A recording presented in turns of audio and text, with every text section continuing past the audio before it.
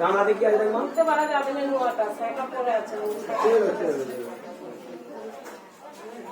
পাতুরি করে যদি কাটতে পারে তবে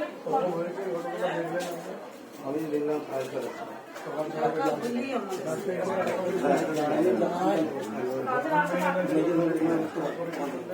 আমি জানলাম তো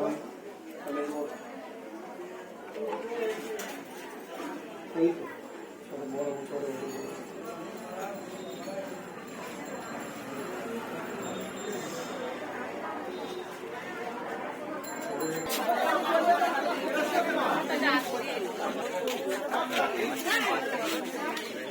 তো গিয়ে যা দেখলাম, আমার লোকাল মেম্বার সহ সবাই, সব ভাইয়েরা গিয়েছিলাম,